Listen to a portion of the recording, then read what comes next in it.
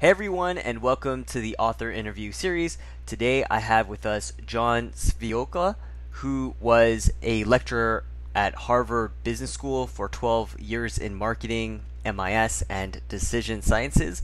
Currently, he's the U.S. Advisory Innovation Leader and head of global and U.S. thought leadership at PricewaterhouseCoopers, and he is the co-author of the book The Self-Made Billionaire Effect: How Extreme Producers Create Massive Value. Well, first off, John, for allowing me to interview you today. Well, thanks, Ryan. It's lovely to be here. So I know you go in depth in your book on yeah, you go in depth on this, but what are some commonalities that self-made billionaires have? Sure. The first we get interested because we're interested in extreme value creation. Who are the people who can really, create massive value in the economy? And the first and most striking finding was that 4 out of 5 of these folks, a little bit over 80%, made money in highly competitive, contested markets.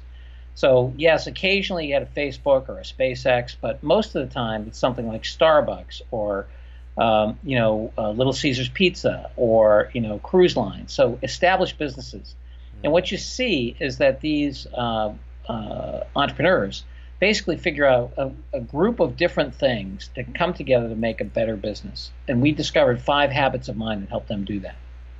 Oh, So the 5 habits of mind are really around empathetic imagination, an idea of both rationally what might be a good market and also what are some emotional needs people have.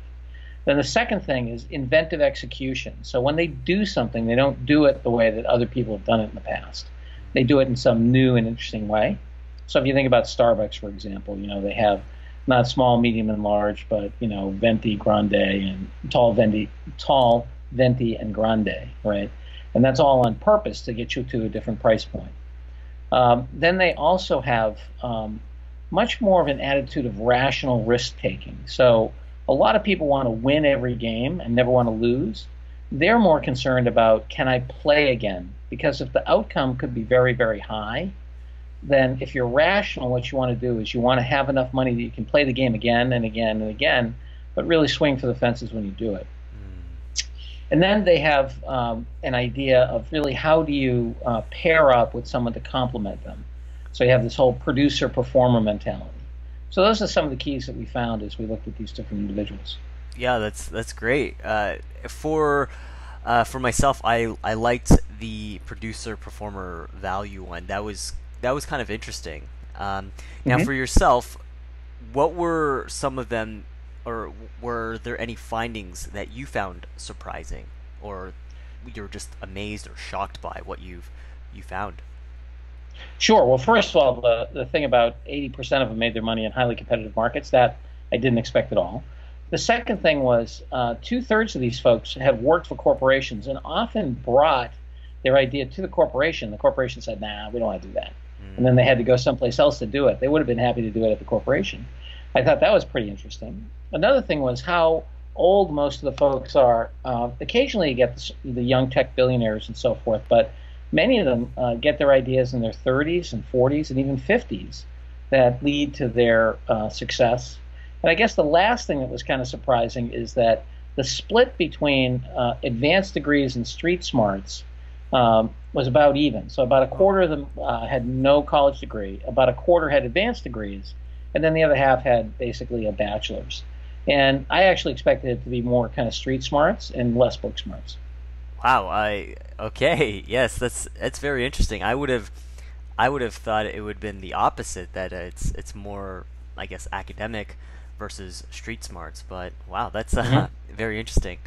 And I guess also back to the point of how you said they started in companies, but then I guess they broke off and decided to start their own company.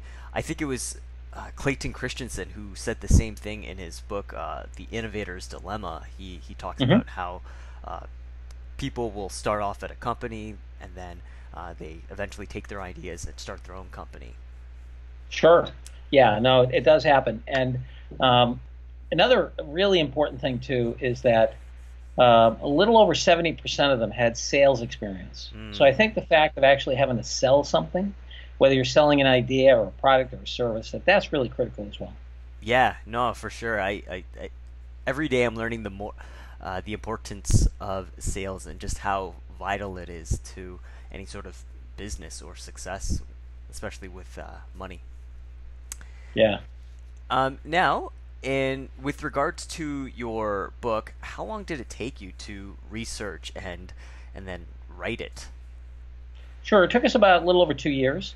We had the first idea of, studying these extreme value producers to see if we could find, if their successes had any clues. The other thing is that we took us a while to actually profile all the self-made billionaires. I was surprised by what percentage of people were self-made. So at the time when we did the study, a little over 1,200 people were billionaires. Now there are more, but 5 years ago, it was about 1,200 people. And of that 1,200, over 800 of them were self-made, which I was surprised by. And then of the 800, we were able to see how they made their fortunes.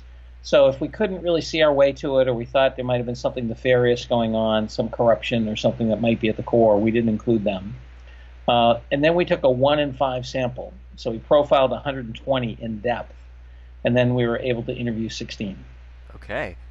So that kind of segues into my next question. I was just about to ask you if you've ever met any billionaires personally for this book. And well, oh yes, yeah. Yeah. Would you care to share which ones who you've met? Sure. Well, first of all, they were all interesting. Mark Cuban was one, T. Boone Pickens, Mickey Arison, the guy who owns Carnival Cruise Lines and the Miami Heat. They're just they're all kind of fun. One of the more interesting ones was Mark Cuban, because Mark is he's super smart, and he's very thoughtful, and he's somewhat contrarian in the sense that he's very confident in what he's doing, and he is willing to take bets on people. Like right now, if he gets an idea from someone, an entrepreneur, and he likes the idea, he'll send him $250,000 for seed capital without ever meeting him. Wow. Yeah, and you look at what he's doing with the Mavericks. One of the things he said is that, look, if he felt like making another business, he would get into high performance medicine right now, because the leading edge of personalized medicine is really happening in professional sports, because they fired their strength and conditioning coach and actually put their human performance organization together, and they look at your metabolics and your genetics and what you're eating and what your state is, and they really work on that, not just strength and conditioning in the old sense. So he really looks at that as the leading edge of kind of personalized medicine. So he's just a fascinating guy. He's always looking for the next thing. Yeah, no, I ever since I started watching Shark Tank, Mark Cuban has always been kind of my favorite of the five, and Sure. Yeah, so yeah, definitely Mark Cuban is an interesting character. I try to follow his stuff, and yeah, for sure, exactly what you say. Now, of the 16 that you've met, did you notice any sort of, I guess, personality traits that they all had in common, or was there anything amongst the 16 that you noticed that they all had in common, minus the things that you have already explained about the 5 things that they all kind of had? Sure. Yeah. No, in fact, we looked for many things. Like, there's some people who say, well, autistic people are, dyslexic, not autistic, sorry, dyslexic people are more likely to have this thing. We didn't find that to be true. First, children, didn't find that to be true. Broken homes, didn't find that to be true. So we really didn't find any of the, kind of things that people expect. That's why we settled on habits of mind. I will tell you 2 things that were striking, though. One was they committed completely. So our interviews lasted anywhere from 2 hours to over a day. Wow. And in none of those interviews were we interrupted. No multitasking, no iPhones, no Android phones, no nothing. When they were with you, they were with you. They committed the time, that was it. Very different than many of the corporate executives I've been with. So they had much more control of their calendar and much more control of their focus. The second thing is they read. All of them read like crazy. You know how people say, oh, I haven't got time to read books or anything like that? Every single one of these self-made billionaires read books and science and forecasts and history. I mean, they just read like sponges. So those two things I think really stuck out as something very different from most corporate executives I've met.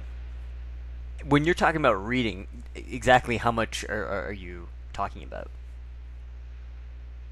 I didn't ask them quantities, but if you listen to what they read and how they read it. So back to Mark Cuban for a minute. He actually hired a guy to create his own personal information filter. So he looks at a combination of social media, science, books, YouTube, and there's certain pundits in certain areas that he trusts, whether it's in finance or science or organization or society, and then he follows them. But he maximizes his time by having his own customized information filter to serve him up the best info. So that's an example. Wow. Yeah, others read history to see what the big long wave trends are, Okay. right? In terms of what's going on. Others read a lot about economics because some of them made their money in like Mickey Arison made his money in cruise ships. Well, you really have to understand what's happening on the global basis because he had at one point, I think it's still true, Carnival had about 50%, 50% of all the cruise capacity in the world. So that's because he has Carnival, he has Cunard, he has Costa. He bought a bunch of fantastic brands as well as built a lot of ships.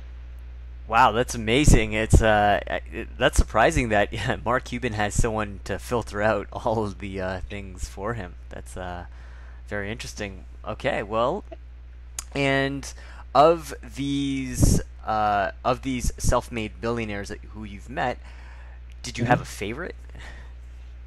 Not really. They all had their own story. Like Glenn Taylor of Taylor Industries, very interesting guy. He actually made his fortune. He controls 50% of the wedding invitation market. Whoa. Okay, so if you print a physical wedding invitation, there's a 1 in 2 chance that you're going through one of Glenn's companies. And he started out. He was a farm boy, and he started out basically thinking about more efficient ways to help. His boss was running a printing company. He came up with all these different things. He actually created some things that allowed for better setup. He did on the printing presses and so forth, so he could get in and out of jobs faster. He came up, and then he also did the cost accounting, and he figured out that the only thing the guy was making money on was wedding invitations. And so then he used that as the basis. He built everything around that, and then started to get regional wedding invitation scale. And then what he did is he started to buy up printing organizations because printing is a tough job, dirty job, a lot of hours and hard work and so forth. And many printers who had built up their businesses didn't have anybody to sell them to because their kids didn't want it, and they're not a very liquid business, in terms of asset, to sell. And so what he did was he would buy it from them and then leave them in place and then give his product line and so forth in the middle of that. And that's how he rolled up the printing business. So fascinating guy. So Wow. I really, each one of them had their own kind of special thing. No, that's amazing. Yeah, 50% of the market. I'm I'm shocked. Yeah, who knew, right? Yeah, yeah.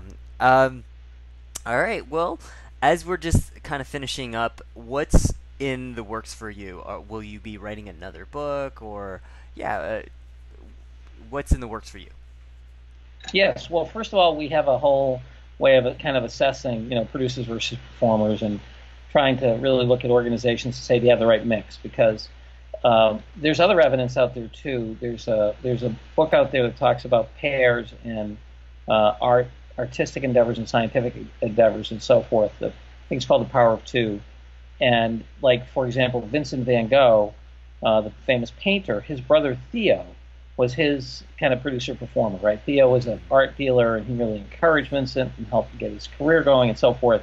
If you look at the Curies, right, Madame Curie and her husband were really, partners in that scientific discovery. And so this notion of really how you think as an executive or an investor as to what the right duo is, not just what the right individual is, we think is a powerful idea. So we've got additional thoughts on that. Oh, nice. Then, That's Mhm. Oh, yeah, that's I guess that's kind of interesting. It's that you're gonna focus on that segment. Yeah, that was my Yeah. favorite part. Oh, cool. Yeah, and then it's something you think about yourself. You produce a performer, you pair it up the right way. It's a good way to manage your career because many of these folks, if they hadn't teamed up with who they teamed up with, they wouldn't be billionaires. So you look at Mike Bloomberg and Tom Segunda. Tom Segunda is worth a couple $1 billion, because he teamed up with Mike Bloomberg. If he had gone to work for somebody other than Mike Bloomberg, I'm not so sure Tom would be worth a couple $1 billion. You know Mm. what I mean? So there's that. Then the other thing is I'm doing a lot in the area of AI and computability.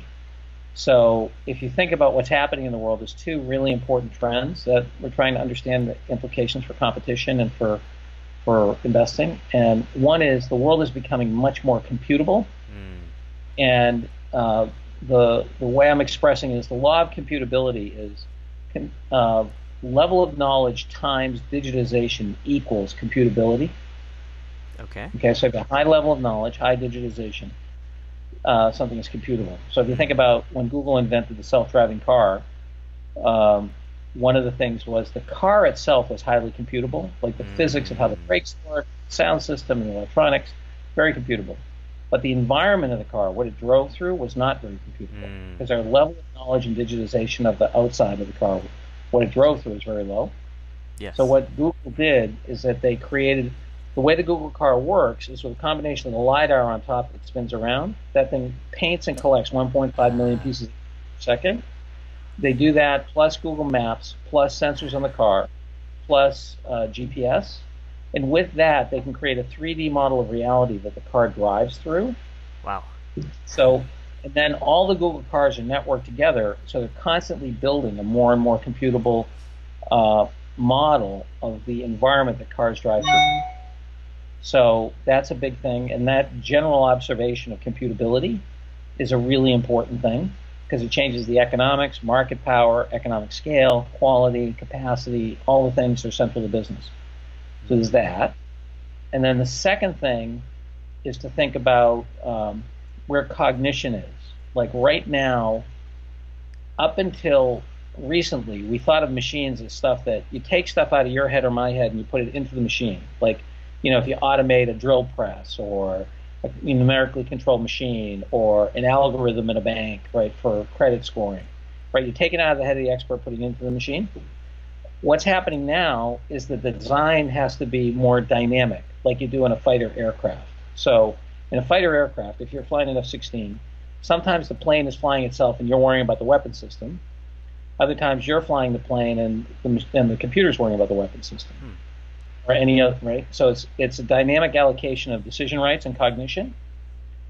And that general argument of who's doing the thinking, the machine, you, a network of machines, a network of people, and how that dynamically goes is a critical part of how you think about organization and market design now. Hmm. So you put those two things together, cognition and computability, and I think there's a whole new theory of value.